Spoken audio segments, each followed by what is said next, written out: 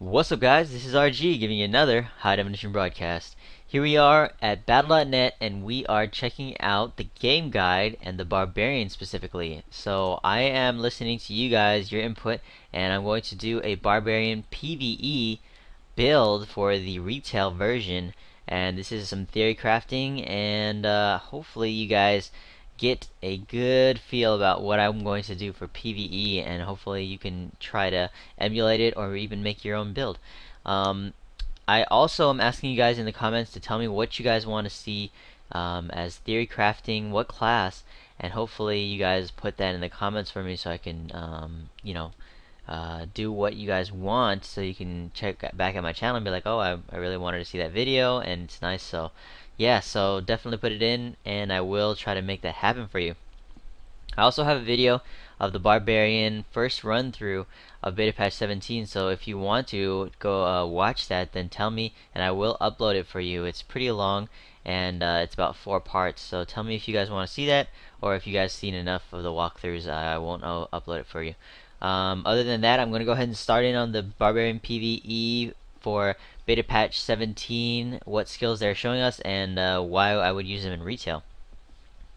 First skill I'm going to be using in the retail version is Cleave, and this is a build pretty much for PvE magic finding.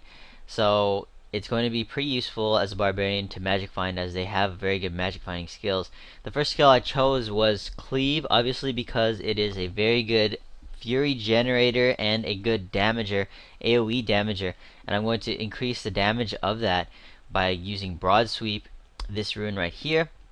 It's going to increase the damage to 156% weapon damage, and it's going to, increase it by about 36 damage, which is a lot, 30%, 36%.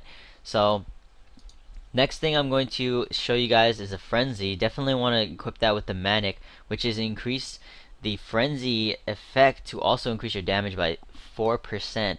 So if you think about it, you're looking at frenzy, it's 5 times 4 is 20. So it's going to increase your damage by 20%. As long as you keep that hit up, you're going to hit somebody with your frenzy, and the buff lasts about, I think, like around 3 or 4 seconds, and then you keep on hitting them with frenzy, and your buff will stay on, as well as using your cleave in between when you're hitting with your frenzy just to refresh the buff. Alright, so that's going to be a very good combo there.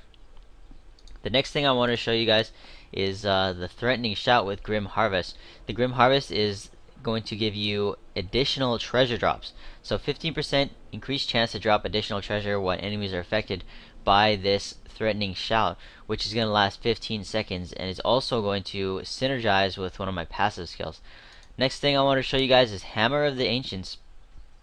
That's going to be equipped with the Birthright, so that's also going to increase the chance to drop by 10% for dropping treasures when critical hits land. So anytime a critical hit lands with this skill, it's 10% increased chance to drop magical items or treasures. Next thing I want to show you guys is Battle Rage. Battle Rage is going to be equipped with the Marauder Rage, which has increased the damage by 30%. So it's from 15% to 30%, that's double, and it's going to be really good with synergize with the passive skills I have here set up here. Also, the Furious Charge is going to be really good, because if you think about it, you need mobility in PvE still. You still need to be able to get around and not be stuck. And Furious Charge, you're going to charge right through the enemies, and it's going to inflict the highest amount of damage for all of the mobility that the Barbarian has. The mobilities have skills are Whirlwind, which is a Fury Degenerator or Fury Spender, which I don't want to be using on this character. This is Leap, and it's going to do less damage, but it has a slow effect, and it could also have a stun effect, but that's what we're doing, is maximizing the damage here, and this is a high damage skill, as well as equipping it with the Merciless Assault, which is going to reduce the cooldown of it, so you can have your Furious Charge up at all times. It's going to reduce the cooldown by 2 seconds for every target hit, so you just want to rush in and hit as many targets as possible. And when you're in a situation where you need to get out, or you need to get to your group, or even run through a bunch of enemies, there's going to be a bunch of enemies there to hit with this Furious Charge, therefore getting it to a 0 cooldown or a low cooldown, because there's going to be more enemies than one, and you can charge more times than one. So you're going to be needing this Furious Charge, or at least a different type of mobility skill for your last slot here. And I suggest either using the Leap or the Furious Charge, but personally I would go for the Furious Charge for PvE. Next thing I'm going to show you guys right here is the Berserker's Rage. You inflict an additional 25% damage while at maximum fury. Now this might be a little bit different for some people. Some people might be like, oh well, you're using Hammer of the Ancients and Battle Rage, but if you think about it, a majority of the time you're going to pop your Battle Rage once.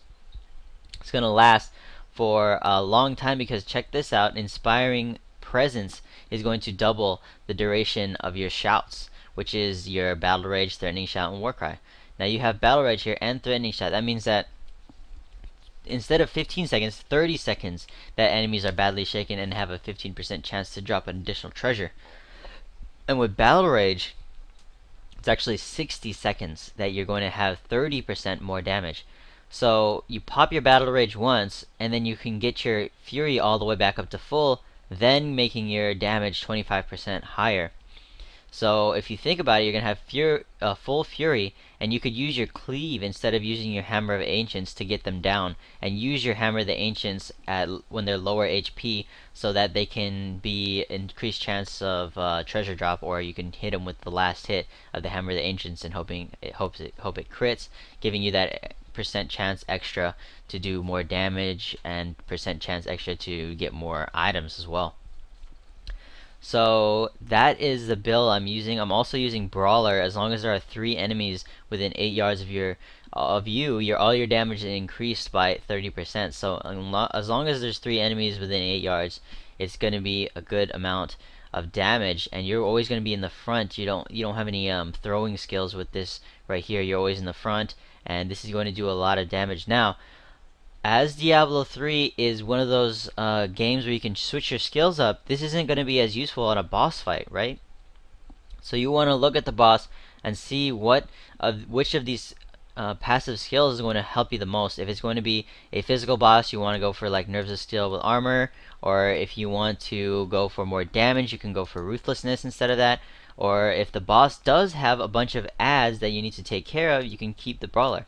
Now these Inspiring Presence and Berserker's Rage are going to be core for this build, but this last one you can go in and out with, and switch it up.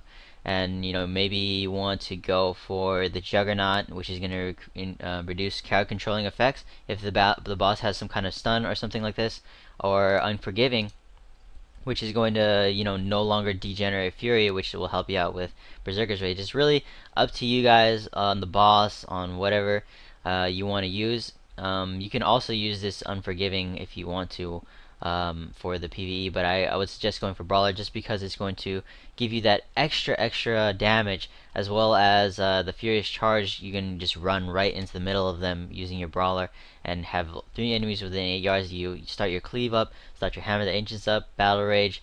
It's really good.